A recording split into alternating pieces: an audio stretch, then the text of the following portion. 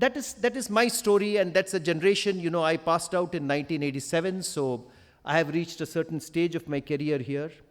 But let me narrate another story to you from another generation.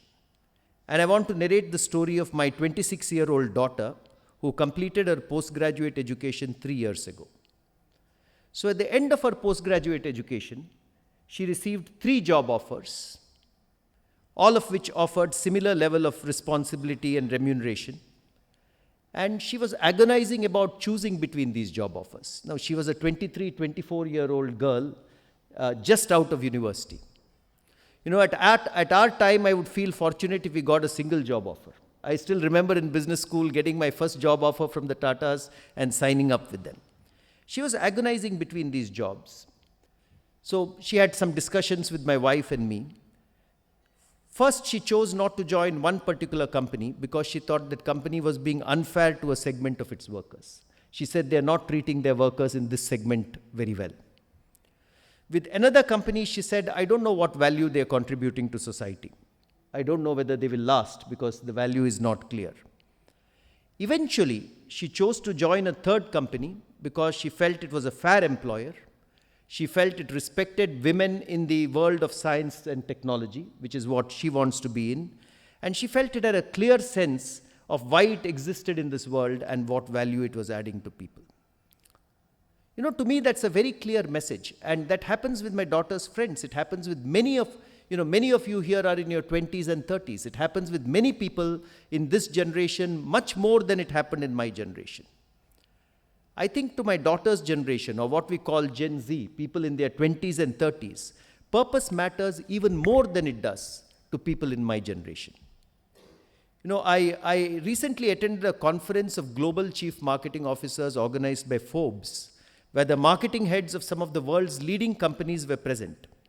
We had a detailed discussion on young generations who are entering the workspace, because all of us want to get the best of talent into our companies for the future. And there was research presented to us. And it was surprising what that research threw up. Fair remuneration is important. A good role is important. Of course, those continue to be important.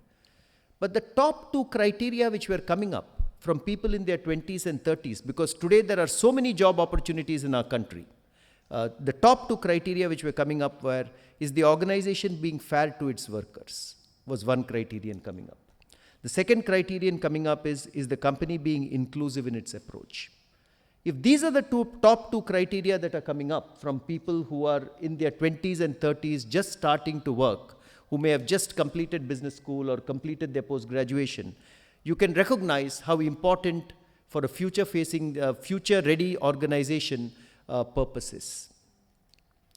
Now, corporate purpose is defined not merely in words. It is defined through symbolic and tangible actions that the organization takes. Let me give you an example of corporate purpose, and I'm talking here from my own experience. So I'm the chairman of a company called Tata Coffee. It's a coffee plantation company which is in the Coorg area of Karnataka. It is Asia's largest coffee plantation company.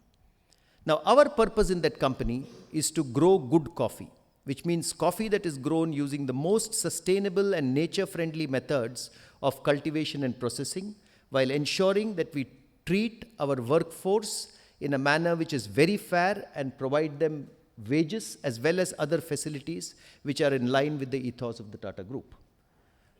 So our plantations in Coorg house more than 1 million trees, 3,000 native species of flora, 396 native species of animals. We maintain man-animal harmony because these are places where the elephants roam around in the coffee plantations.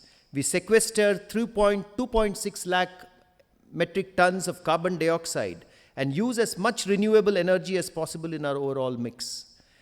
We ensure that we provide our workers the best possible housing facilities and other welfare norms. We have created 274 natural water storage ponds with a capacity of 3.4 million cubic meters of water that hold excess rainwater. So, this is good for nature. It is good for our workforce.